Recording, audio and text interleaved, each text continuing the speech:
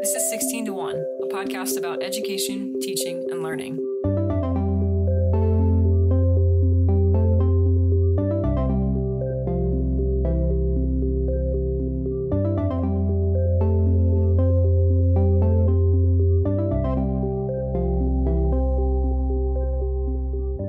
Hi. Hi! How are you?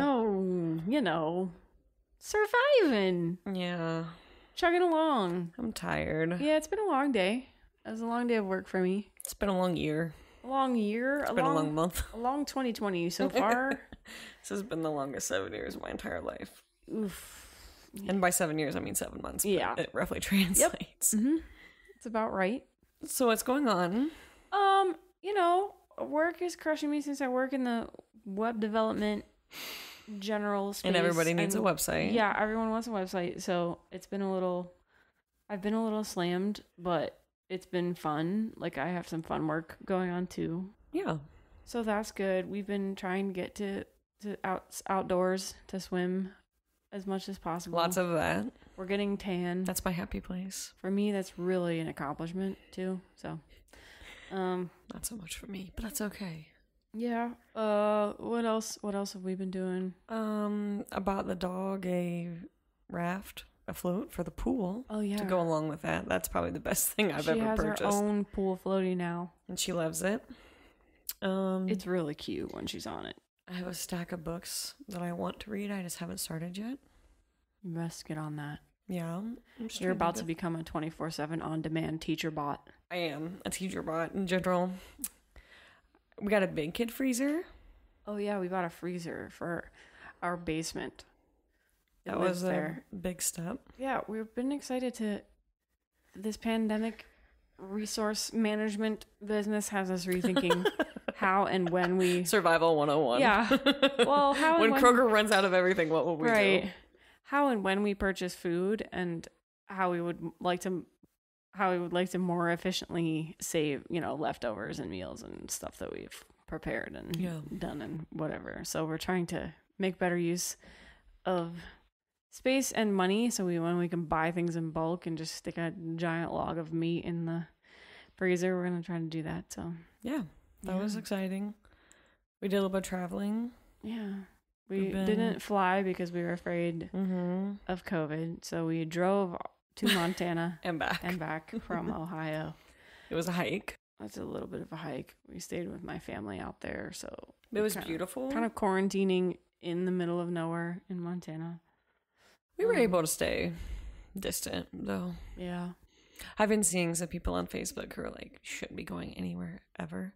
And, I understand what they're saying, but, sometimes you need to, do something to take care of yourself. I mean, I've been feeling some... And within reason. Yeah.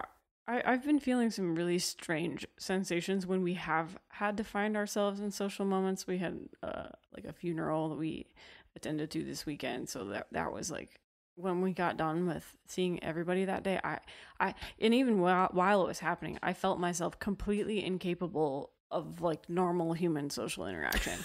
It was just too much. I couldn't. It was there were more than 2 people in the room, and I was just I don't remember how to do this.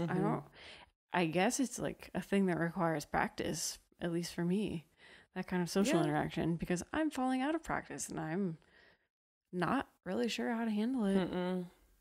Yeah, that's the hard thing, is navigating what is, and in that case for the funeral, I mean, they'd put it off 3 or 4 months already. So it was just, anyways, there's some things you have to do, obviously. Yeah, but you can do them within reason. So what are we talking about this week? Oh boy. Well, to kick off, to go along with everything else we just mentioned. Yeah. To put all of that in context, we're gonna, since I'm gonna have to talk about it, and you're allowed to shoot me dagger eyes when I do this, but school is approaching. The 2020-2021 school year is on the horizon, and nobody knows what we're doing yet or how to deal with it. So there's a lot of stress, both for students and for teachers, and I guess also for, parents, lots of stress around the start of the school year and what it's going to look like and how it's going to work and how teachers are going to avoid becoming 24/7 teacher bots and all kinds of stuff like that. So we're going to talk about the effects of stress on the educational experience in the context of, a lot of kind of early childhood development type stuff, and then just the ongoing effects of stress for students and also stress for teachers and ways of coping with it. So that's what we're doing this week. Play sigh. Breathing exercises. Well, I think it's important to talk about these things, and I mean, I would consider myself, I know you are as well, like I'm very much into like mental health awareness and supporting that, and so this feels like a good time to be talking about it, because I don't know of a single teacher or a coworker of mine or anyone who's in this kind of field right now who isn't stressed, and parents and everyone too, because there is so much up in the air. And here in Ohio, we just can't wear a mask, and so we just are going to be in trouble forever, it feels like. So, do you want to tell us what stress is for all of us that act like we don't know what it is? Yeah, I forget what stress is. Please just tell me what this general dread is in my life every day. What is this constant companion of mine? My best friend, stress. Yeah, it is, really. So, it's generally categorized as a physical and emotional reaction that people experience as they encounter changes in life, to put it mildly. That's a great understatement. So, yeah, this thing that we put in the show notes here says that stress is a normal feeling, and I cannot identify that with that any more strongly. Yes, it is a normal feeling for me. But I think that's important to like say that. You know what I mean? Stress is normal? Yeah. Yeah, we try not to talk about we try to only talk about it at breaking points, but it's actually this low grade thing going on at Constantly. all points. Right. Yeah, so long-term stress, it can contribute to all kinds of health problems, which is another reason we really should be talking about these kinds of things more than we probably do. Health problems that they include digestive disorders, headaches, sleep disorders, all kinds of other symptoms. Same. It can worsen asthma, and it's been linked to depression, Same. anxiety, and other mental illnesses. Yeah. So, yeah. So what do you look for in your students? What kind of signs of stress do you see kind of in the school context? It depends on the age for sure, but there are some pretty clear signs of it. You'll see really poorly developed executive functioning skills. What are executive functioning skills? It's like their planning ability and their also like their ability to complete a task when they've started it and kind of like seeing something through. Like attention and stuff like that. Mm-hmm. All right. Okay. So they'll have a lack of self-regulation and self-reflection, which also just means that they're not really considering all of the things that are sort of like happening and why they're happening. They have reduced impulse control, which kids need any bit of impulse control that they have. So to not, to have it reduced is a big issue. They'll have really poor coping skills, so they might act out or something like that because they don't know a healthy way to react to what they're feeling, or just in general, just poor stress management. So lashing out. Yeah. Like stress makes it harder for you to manage stress. Yeah. And I want to make it clear, like when I laugh at these things, like as someone who's like, Katie, this is me, like literally speaking, like I've been diagnosed with anxiety and depression and all of these things. So when I laugh about it, it's mostly just because I'm able to see these things so much differently in myself now as a 30-year-old than I ever did as a student or even in my early 20s before I went to the doctor and got some help that I, needed. So my laughing is not a reflection of like a joking side of this. It's more just like, well, Katie, maybe you could have just, read the internet briefly and you would know what you had sooner. It was just, that type of thing. So I just want to make that clear because it's not something to laugh about. But one of my coping skills is laughing. So my humor. Yeah, mine too, I would say. Yeah. So. Yeah. So we've talked about some of this. Actually, we talked about it in the context of the school to prison pipeline episode. But we talked about students who face ongoing toxic stress will start to exhibit a range of behaviors that is, sometimes hard to interpret as someone on the outside of their lives. because it seems like they're misbehaving or lashing out or doing, this or that, but it's not necessarily something they want to be doing. They're responding. It's not something they've chosen. Right. So they're responding to something in their environment that you can't see. So, I mean, often kids who are facing stresses will have more trouble learning, have difficulty trusting adults and having healthy relationships. They'll often have increased chance of divorce as an adult, which I thought was interesting because we have a pretty high divorce rate, at least in this country. Yeah. They'll have a higher incidence of behaviors such as substance abuse, unsafe sexual practices, engaging in high-risk sports, which I thought is interesting. Like, what is that kind of? I think those are the types of football, smashing your head into somebody. I think it's more like I have students that have done and made decisions that they said afterwards were really stupid. Like daredevil. Like into a point of inducing that reaction in themselves to make because they can feel it. Does that make sense? Like it's that riding a bike down, it's just like those types of like really high risk things. Like we've had a couple of students get injured in like pretty serious ATV wrecks, and I've had a former student killed in a car wreck. And I mean, from that student who was the former student who was killed in a car wreck, like I've heard people say that they think he was driving more than 100 miles an hour on a back road. Like those are the types of things that pop into my mind as these types of high risk things, high risk activities, right? Like it's something that they would willingly know that isn't the safest thing, but because it makes them feel something, they're more willing to do it because that's what gives them, Yep. Kind of along the same lines as that kind of stuff. There's a higher risk of smoking and alcohol abuse for those kids. Higher incidence of depressive disorders, both from PTSD, behavioral disorders, and even psychosis. And then we also have health outcomes like obesity, heart disease, diabetes, cancer, and higher suicide risk, obviously. Yeah. And I think those things are not that treating anxiety and, like stress and things like that aren't important for like the here and now. But I think when I started to learn so much more about what it was doing to my long-term health, that's what really made me more, like determined to do something for myself.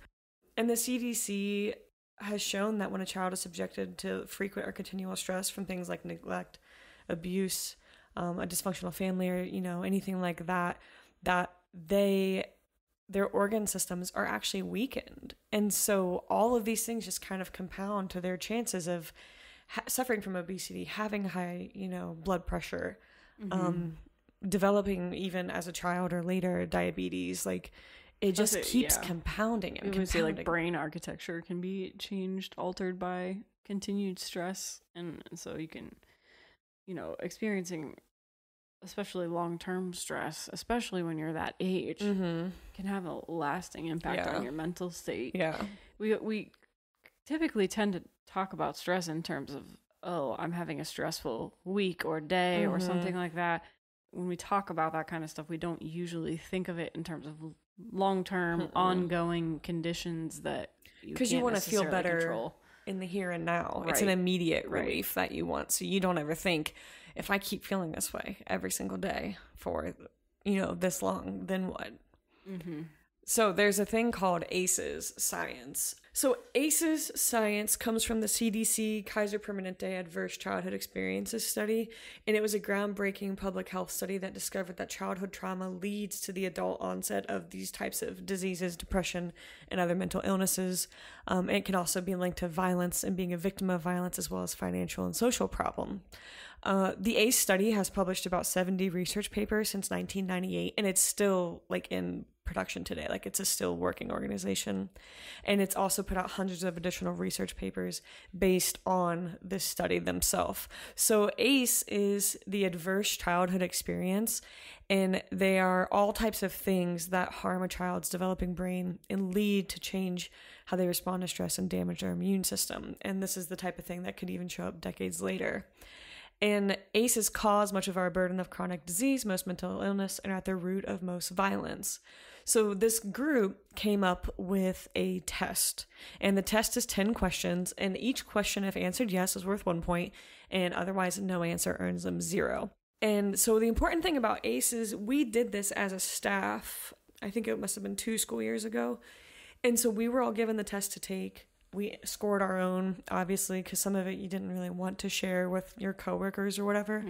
But it kind of helped for us to understand, here are the things that we bring into our stress. And then also think, okay, if I cope with it this way and I'm 30, then imagine a teenager or a little kid, right, or something like that.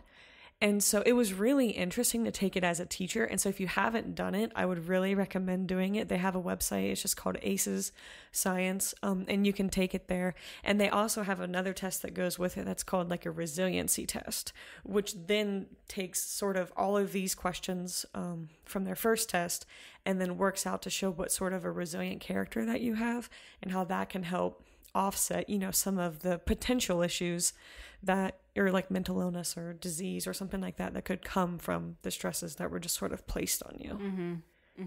You want to go through the questions? Yeah, do you want me to read them all? Yeah, go for it. So here are the 10 questions. So you answer these based on if it happened prior to your 18th birthday. So number 1, did a parent or other adult in the household often or very often swear at you, insult you, put you down or humiliate you, or act in a way that made you afraid that you might be physically hurt? 2, did a parent or other adult in the household often or very often push, grab, slap, or throw something at you, or ever hit you so hard that you had marks or were injured? 3, did an adult or person at least 5 years older than you ever touch you or fondle you, or have you touch their body in a sexual way, or attempt or actually have oral, anal, or vaginal intercourse with you? 4, did you often or very often feel that no one in your family loved you, or thought you were important or special, or your family didn't look out for each other, feel close to each other, or support each other? Did you often or very often feel that you didn't have enough to eat, had to wear dirty clothes, and had no one to protect you? Or your parents were too drunk or high to take care of you or to take you to the doctor if you needed it? Were your parents ever separated or divorced? Was your mother or stepmother often or very often pushed, grabbed, slapped, or had something thrown at her? Or sometimes, often or very often, kicked, bitten, hit with a fist, or hit with something hard? Or ever repeatedly hit over at least a few minutes or threatened with a gun or knife? Did you live with anyone who was a problem drinker or alcoholic or who used street drugs? Was a household member depressed or mentally ill, or did a household member attempt suicide? And did a household member ever go to prison?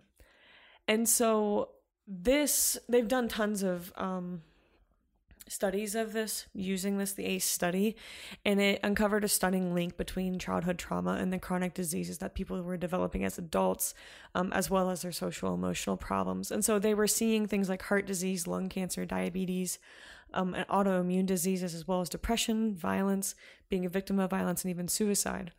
And so the first results were published in 1998, and it was followed by more than 70 other publications through 2015. And they basically, even through all of this time, showed that childhood trauma was very common, even in employed white, middle-class, college-educated people with great health insurance. It showed that there was a direct link between childhood trauma and adult onset of chronic disease, as well as depression, suicide, being violent, and a victim of violence. It showed that more types of trauma increase the risk of health, social, and emotional problems. And it also showed that people usually experience more than one type of trauma. So rarely is it only just like sex abuse or only verbal abuse, and they're usually compounding together. Interesting. So from that study, 2/3 of the 17,000 people in the ACE study had scored at least 1, and 87% of those had scored more than 1. And so this research that had been done actually inspired 36 states and the District of Columbia to do their own ACE surveys.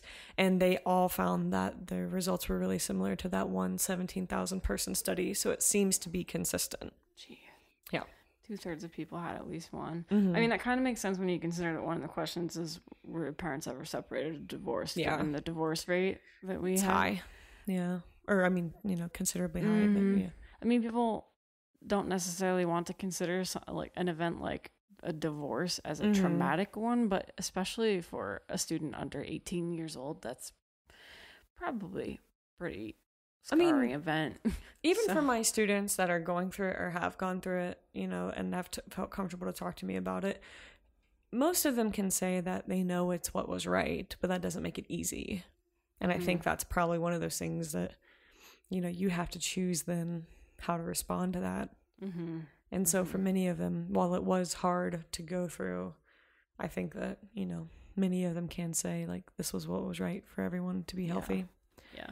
So why is this a survey so important? It can help schools to identify students that need support.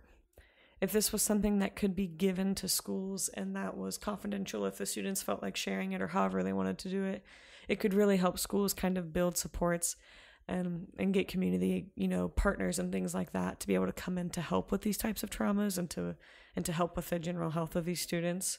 But it's also important for teachers. Like, it was really interesting for me to fill it out and for me to think about these things and for me to think about my coworkers and all the things that you kind of bring to work not thinking about and how they affect you and how they impact you. Yeah, I was talking to you when we were prepping for the episode about this, but I thought it was a little bit funny that you prepped a lot of the show notes for this, but there were hardly any notes about the stress that teachers feel, except for that very last one there. And I just thought that kind of was like a testament to your dedication as a teacher. You're focused on your students, you're focused on helping them, but you're not focusing on yourself quite so much. You're not putting any focus on your own, stress level and mental health, which is a lot of times what teachers do. And I just thought it was kind of interesting, and I was like, yeah, let's do an episode on managing stress in education. And you wrote it all about students, and you were kind of selflessly avoiding your own encounters. I don't think stress. I wanted to talk about it either. Okay, fair. What was I doing on my computer when you told me that? You were looking to buy beer on Kroger's. You were shopping for alcohol. I was looking on the coupons. Anyways, not a form of stress management that we recommend. No, but it is one that we do. Even though we don't recommend it. It's not a healthy option, though. So I was reading a little bit about some of the impacts of stress, ongoing stress on teachers and educators.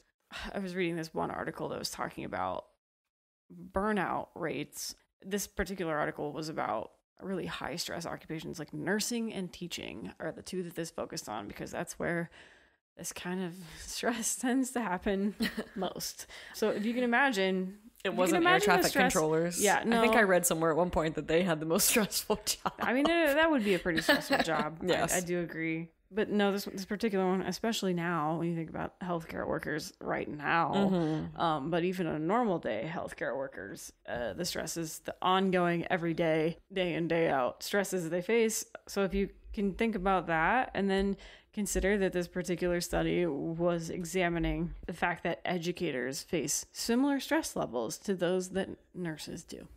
So just keep that in mind going forward. I was reading an article about this, mentioned this book by this woman named Esther Sternberg. She's an MD. She wrote this book called The Balance Within: The Science Connecting Health and Emotions. So she kind of examines the relationship of the central nervous system and the immune system in this book. This is kind of sciencey, but it's particularly relevant to you, especially in the middle of a pandemic right now. But immune molecules made in the blood can activate brain function. I don't exactly know what that means, but I'm just going to go with it. But anyway, I'll tell you all about it later. Yeah, okay. Yeah, we'll take that offline. So this Sternberg, she explains how stress directly connects our emotions to our physical health, which I think you and I are pretty familiar with. We get less healthy when we're more stressed. So anyway, she's talking about, again, nurses and educators, and she says that these professionals are faced daily with caregiving situations in their work lives, often with inadequate pay, inadequate help in their jobs, and with too many patients or students in their charge. Is any of this sounding familiar to you? Some studies are beginning to show... Yeah. Some studies are beginning to show that burnt out nurses and teachers may have not only psychological burnout, but also physiological burnout, a flattened cortisol response, an inability to respond to any stress with even the slightest burst of cortisol. In other words, chronic unrelenting stress can change the stress response itself, and it can change other hormone systems in the body as well. That's what I was thinking about when you were talking about kids racing around on ATVs. It's like, just to feel something. It's like, okay, I don't have a cortisol response anymore. It's a normal thing. So I'm just kind of this weird... You just keep pumping it up floating, to whatever it... Yeah, I'm just like normally this weird kind of dead feeling, stressed out, burnt out. And we hear that... Yeah, I mean, we hear those types of things with students who inflict any sort of self-harm as well. Yeah. It's usually like, because it makes me feel something. And so... whatever has occurred in their lives has, you know what I mean, kind of built them to respond this way, unfortunately. I was reading a kind of bit of a counterpoint about the language of being burnt out or burnout. There was an article I was reading that was actually pretty interesting. I sent it to you, but it was talking about burnout versus demoralization.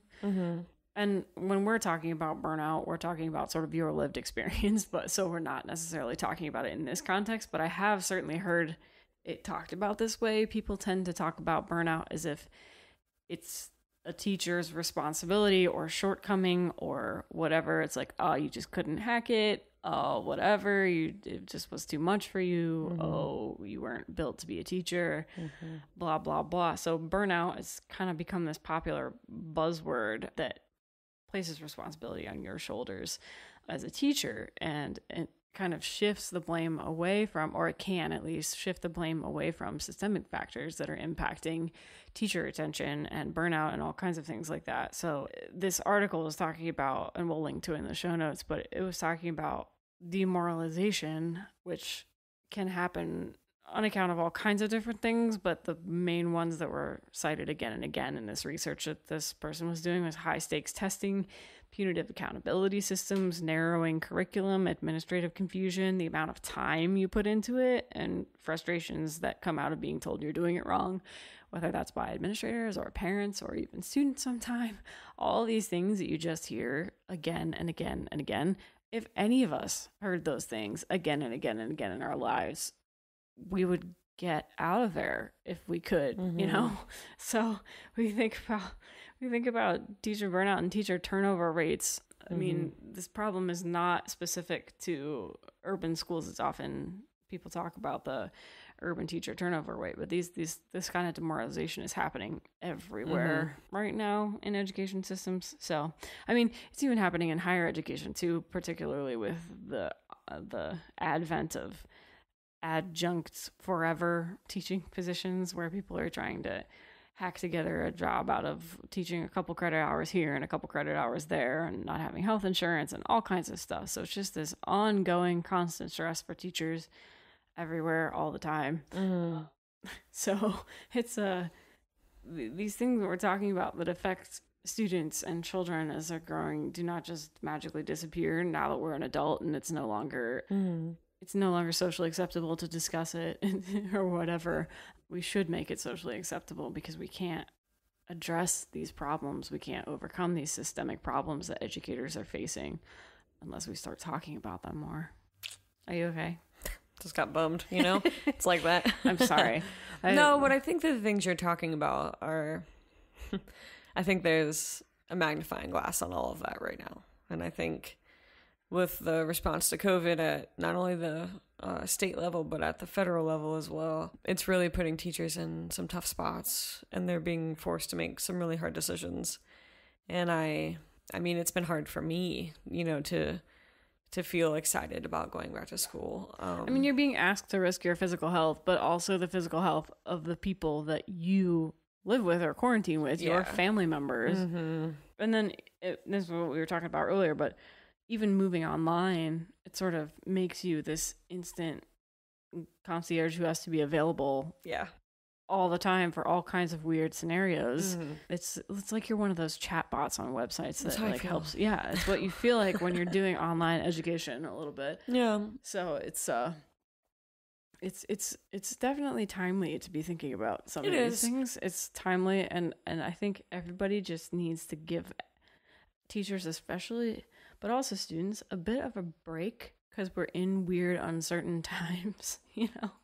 Like, maybe lay off. Maybe be a little less angry. Maybe just wear a mask because it makes things easier for everybody, you know? Just, these things are not, it's not that difficult to be a little bit kind. So practice kindness when you can. Yeah. And there's just so many sides to all of this. It's so difficult because as a teacher, I feel one thing, but I had talked to my coworkers and things like that who are parents, and I understand their, you know, like and so I'm not immune to understanding the other takes on it as well. But it's just really hard, and I hope that the one thing that people involved in school communities or who teach or who have kids or, just whatever, that you're able to kind of go into this year with the knowing that we're all doing our damnedest, and that maybe that, these sort of horrible expectations that we've placed on education that we've done in ourselves, and that maybe the learning needs to happen a little bit differently for it to be effective, and that even without test scores and things like that, that it can still be valuable. And I hope that that's kind of a big push. The dog is just snoring on the floor, so her stress level is through the roof, obviously. How do we cope with all of this other than by shopping for beer? Shopping for beer online for the Kroger pickup is a good move. No, I mean, with students, the key is just awareness. And so some cities have set up task forces, and others are working with schools, pediatricians, daycare centers, the justice system to help set up like screening programs that can help turn these lives around. It's important to protect children from toxic stress. And so a lot of times this is even just not having your kid be part of a conversation because you think they need to be. You know what I mean? Like, there were definitely times when I was growing up that my parents chose to not involve me in a conversation because they knew it wasn't going to be any good for me. You know what I mean? Like, that I wasn't mature enough, that I couldn't handle it, things like that. And I see a lot of times that our kids are dealing with things that sometimes I just want to talk to the parent and be like, why? What is them knowing, like that type of thing. And so, I mean, that's not my place to step into the family living room and be like, can you not?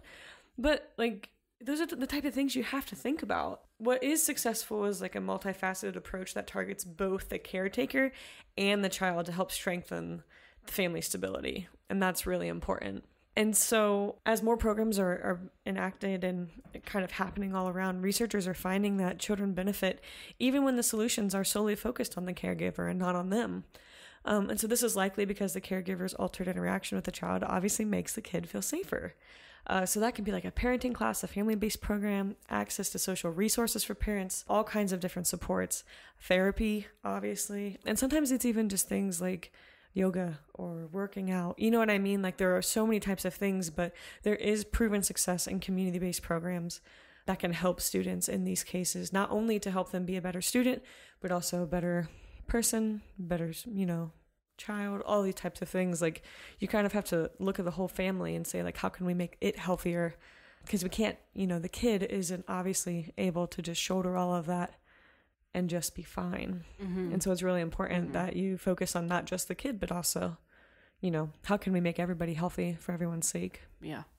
We actually we're having a conversation with your family about this. Your mom was a social worker and your dad was a teacher, and we were talking about part of the problem with COVID has been having school resources be closed, is that we're discovering how many things we expected schools and teachers to do and be for kids that are outside of the realm of just classroom education. So, we expected teachers to be around for after school events to, keep kids busy and or distracted or, in essentially glorified daycare or we're expecting schools to feed kids. We're expecting schools to provide, developmental psychologists for kids. We're expecting schools to be, to pick up all of the slack that you would hope a community would be willing to give. And that can be all types of community too. That can be church communities. That can be, you know what I mean? Like, there are so many. I think that's what's hard sometimes is I wish that I saw more community interaction and less like school specific based interaction, if that makes sense. Well, we can't continue to cut funding to schools and continue to expect more and more services to be provided by schools. We can't expect schools to fill all of these different roles, at least, and especially if we're not going to fund them at the level that is required to provide all those different kinds of services. So, I don't know, man. Maybe contact we should stop. Your elected officials. Stop defunding education. Hey, maybe that's just our tagline. Maybe we need to put it on a bumper sticker. Maybe we should stop defunding education. I'm going to change the title of the podcast. Okay, so things you can do to help you cope with stress. This is an official list trademarked by me, Katie, who is not a medical or health professional. I'm not at all, but I have read a lot about it. Disclaimer. And Brene Brown has led me into this path along with Glennon Doyle Mountain, and I'm better now. So there you go. No, but really, there are all kinds of things that you can do. My first thing is whatever brings you joy.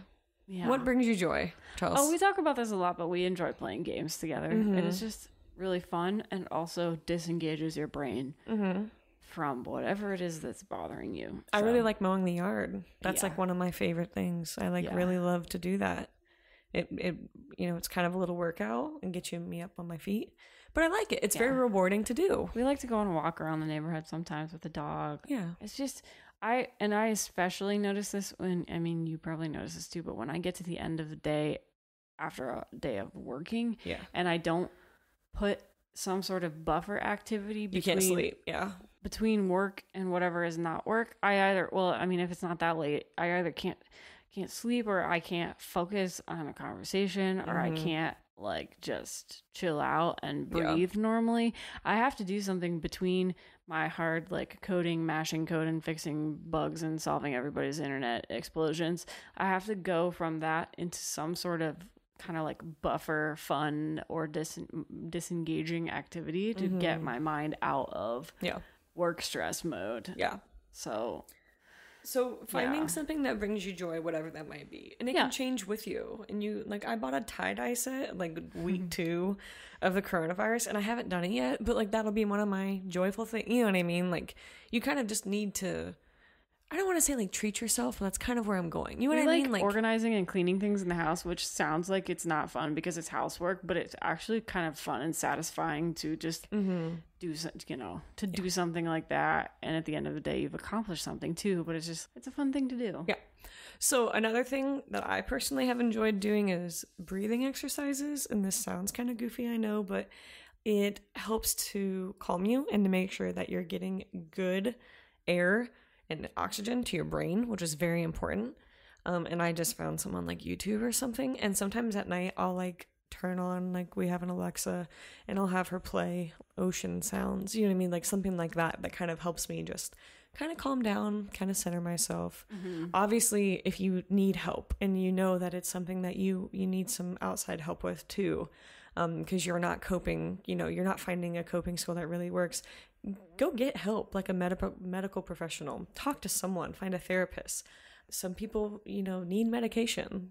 This especially applies to people who constantly worry and are sad and who don't feel that they necessarily need that. It's not a bad thing to just go talk to someone. But it's a hard thing to admit. This is what therapists do. Yeah. They take all of your baggage and turn it into something productive for you to think about so that you don't have to spend all of your waking hours worrying about whatever it is, even if it's a legitimate worry. It's not to minimize worries or stresses, but it's just to say, if you spend more time, quiet personal time than not running over things in your brain that you wish you could have done differently or that you hope will turn out okay, it's worth it to maybe just go find a friendly neighborhood therapist. Your friendly neighborhood therapist. And work through these problems in a productive way. That's the thing. It's turning worry into productivity. Yeah, and if you need meds, guess what? It just means that your brain needs a little bit of help to get what it needs to make you work. Yeah. It's not a bad thing. Brain chemicals, it's not a bad thing to have imbalanced brain chemicals. And sometimes it's not a moral failing. Yeah, well, it is. And sometimes you're only on them long enough to kind of get you into a much healthier cycle, and then you're able to wean yourself off of them. So it isn't one of those things for everybody. That means it will be something that you have to take forever. And I think that's important because I think a lot of people think, well, I don't want to, buy my happiness in whatever, what all the tropes are about us medication. But okay. Physical activity, we talked about. That's very good for you. Good sleep and plenty of it. That one is crucial. If you're not sleeping, you're not going to get anything else. So you have to take care of yourself. This is something I've been working on in the last couple of years, but I've had to really set boundaries for myself and know what I can and can't handle. In the first few years in teaching, I was definitely wearing too many hats, and I was just doing it because I wanted to be valued and I wanted to feel like a part of it, and I loved what I did, but it was just too much and it wasn't healthy for me. And so me stepping back and kind of, getting out of things that I had been pretty into for a few years wasn't easy, but once I left them, I was able to kind of focus on myself. And you need to be able to identify the things that kind of set you off or are your stressors. So you have to pay attention to your reaction to something and be like, okay, well, what made me do that? Why did I snap? Or why did I get so angry? Or what happened? You know, like you just kind of have to be really willing to think about all of the little things that make up your day and say, okay, that wasn't good. So like for a while I was listening to like a podcast on my drive home that was about like murder, because that's like true crime is one of my favorite things. But I was coming home to an empty house and then I like wasn't sleeping, so then I made it so I listened to my true crime on the way to school. On my way home I didn't listen to that, and that got me into like a better place for my night, which is so stupid, but it was just as simple as like, okay, Katie, you can't listen to that now because you're gonna be home alone and it's dark. It's just goofy things, and I'm not, you know, but it was keeping me up at night because I was freaking out. And this is my last little soapbox, but I tell Chelsea this all the time, but your mental health is really one of the most important things in your life. And so if you aren't taking care of yourself, you can't take care of other people. So like if I always use like a pitcher or like a glass analogy, but like if I'm always pouring from my glass, like there's nothing for me to have for myself. So as important it is in how, you know, for me, one of my love languages is taking care of my friends and family. But I can't take care of them if I'm not taken care of. And so you don't want to count on other people to do that for you, because you got to find it in yourself first, and then you can take care of others. You're here. Thank you. I like live for this. This is one of my favorite things to talk to my students about too, because they're like, wow, a real adult who has anxiety and stress and depression. Because not that many people talk about it, you know, in their life. They haven't had a lot of adults. And I will say that as soon as I became willing to talk about, at the time I was on medication and everything, I had so many students tell me that they were so relieved to hear someone talk about it. And that made it worth it, you know? So anyways, man, just take care of yourself. Life is really hard right now. Whew. Questions? No. Thoughts? No. Concerns? I'm going to go to an extra effort to have some de-stressing period tonight. So. It's just whatever it is, you know, you got to find that little pocket of joy. Okay. Last week's question. Yeah. The fill in the blank. Last week was 2 weeks ago, since the last episode was all about the Montessori education. So the question was this. This famous inventor, along with his wife, established the Montessori Education Association in 1913 and established the first Montessori class in Canada. Who was it? Alexander Graham Bell. And you almost gave it away last week. No. Okay, maybe not. No. I was okay, just so this excited. week, your turn. Okay. This week, this is a relevant question to the day this episode comes out on July 23rd. This American astronaut and physicist, who at 32 was the youngest American ever to have traveled in space, was the only person to serve on each of the two committees to investigate the Challenger and Columbia space shuttle disasters. This person died on this day, July 23rd, in 2012. Who was that astronaut and physicist? You wrote a note here that has the answer, and you told me, don't say it, Chelsea. Because you almost gave it away. I love to give away the fill in the blank questions before we actually allow you to have a chance to answer them. If you were in the classroom, you would be giving too much information to your kids to answer the question, you know? I'd be Hermione Grangering the crap out of that. Sort of. Except for Hermione would have known it without any sort of other prompting because she already did her homework. No, I mean, like, I'm doing it to my students. Yes. Like, I know the answer, students. Yeah, guess who? They did this and this and this and this. All right, what'd you learn? What did I learn? Oh boy. So this is a big one for you. It is a big one for me. So I enjoy cooking. It is one of the things that brings me joy that I will do to de-stress, even though, you know, getting ready for a big dinner party stresses some people out to no end. And while there is some amount of stress in the preparation involved in it, I still just love to cook big dinners for people and like do dinner parties and do whatever. Just cooking food for people is one of my love languages. So I enjoy that. So this past week I learned how to cook probably about like 10 to 12 pounds of how to smoke it. 10 to 12 pounds of meat all at once in a really big smoker. It looks like one of those big bank safes. It's huge. It's an electric smoker. So a couple of things that are useful that I learned in this experience. That's from the YouTube videos you watched beforehand. Well, some of them yes, some of them no. No, one of these things that I mentioned is not from a YouTube video, but because we experienced it firsthand. But anyway, a couple of things that I did not really know ahead of time that might be useful to you if you do get one of these big upright electric smokers. There are 2 pans on the bottom of it. One is for the wood chips.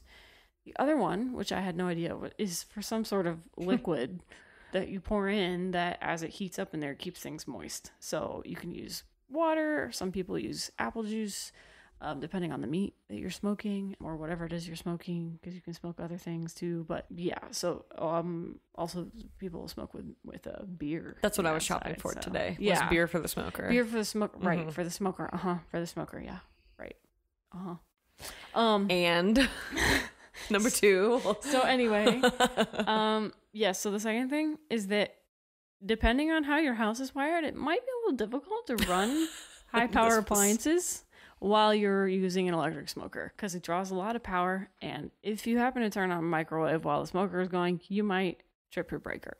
For half the house. You might. Just saying. While the dryer is also running. Oopsie poopsie.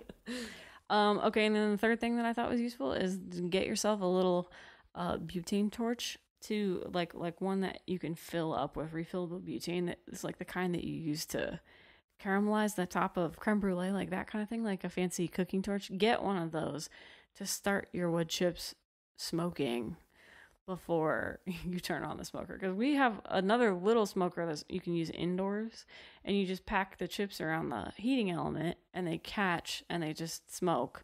But this is so big, so much bigger, and there's so many more chips, and it isn't directly on the heating element, that you have to start them smoking with flame first, which we didn't know. And we were like, I was sitting in the driveway for just like 45 minutes trying to light this thing of wood chips with matches and a tiny little like Bic lighter. So just get yourself a little butane torch, because it'd go much quicker, because you got to start that stuff smoking before you turn on the smoker. I just did not know that part. Much to learn. Yeah, so that's what I learned. How about you? What did you learn? I mean, compared to that, it's not that interesting. Well, I think it's very interesting. So we, on our travels to Montana, spent a day in Yellowstone. Driving in the car and quarantining. Yeah, I mean, we only got out a few places, but I'd never been to Yellowstone, and so we made a little day of it. We were on a very determined trip. I had to see buffalo. I had to see as many buffalo as I could, and I wasn't going to stop until we saw some. So we drove forever. So anyways, we saw the buffalo. It was great. They walked right in front of our car. I screamed and hurt my throat, but anyways. She did. It's true. It was really cute. What I learned while we were there, so I sent a Snapchat to some of my friends about where we were, and one of my friend's husbands responded and was like, do you know about the Yellowstone Caldera? And I lost service, and so I couldn't respond to him. So I asked Chelsea, and I'm like, what is this? And she goes, oh, it's this big volcano that we're on top of, and if it blows, we're all dead. And we're like in the middle of Yellowstone. And if maybe you don't know me well enough to know this or can't tell from this episode, my anxiety and stress comes from things like this. So now I'm sitting in a car in the middle of a caldera, or so I think I am. And I'm like convinced it's going to blow. And it's been like, I think I looked it up and it was like 610,000. You know, it's been a long time since it's last obviously blown. So anyways, if you're wondering what it is a super volcano. And it measures the top of it 34 miles by 45 miles. So when it blows, we're all out of here and this podcast won't exist. I wanted to give you the same experience that the park guide who told me about this gave us. And it was just like, I was a kid when I first heard this. I was probably, I don't know, like maybe 10 or 12 or something. We were doing one of these tours of Yellowstone. The guy was just like, yeah, there's a caldera on here. And when it explodes, it'll create a dust cloud that will cover the earth and prevent all sunlight from getting to it and probably provoke another ice age. Anyways, on your left is and it'll probably explode soon. Geologically speaking, soon. At any moment, really. And I was just like, No one else bothered by this. Well, that was me in the car, because then I was just like trying to Google it. We had no service. So then I'm like, is it close? Is it happening? Whatever. I didn't really, appreciate that. But anyways, I learned about the Yellowstone Caldera. And if you can't sleep and you'd like to not sleep for quite a while, I recommend reading about it, or just imagine the biggest volcano you can think of and then like times it by 10. And that's it. And now go do a breathing exercise to manage the stress from what Kate learned this week. I'm going to tell my Alexa to turn on the ocean sounds. All right. Any final thoughts? Couple of things. I'm going to put a plug in first. One of my favorite shops in the Short North in downtown Columbus has been forced to close because of COVID. It's called Tiger Tree. You can shop online still. They have some really great books, clothes, all kinds of awesome merch. They were and still are one of my favorite shops, and I'm really sad to hear that all of sort of the economic response to COVID has caused this for them. But you can still purchase things from them online, or in the next couple of weeks, if you're in the area near downtown Columbus, you can go and shop for a 30-minute window. So it's one of those things that kind of hit with COVID that made it not like it wasn't real enough, but we're seeing some lasting effects from it. 2, Black lives still matter. And 3, wear a mask. I don't want to be in timeout anymore. I want to go play and do stuff and see people and, no more timeout. Just wear a mask. Even if it's like not comfortable, if you don't like it, if you think it's an infringement on your rights, it's not. Okay? It's the nice thing. It's the right thing. It's the kind thing. Peace out. See you guys next time.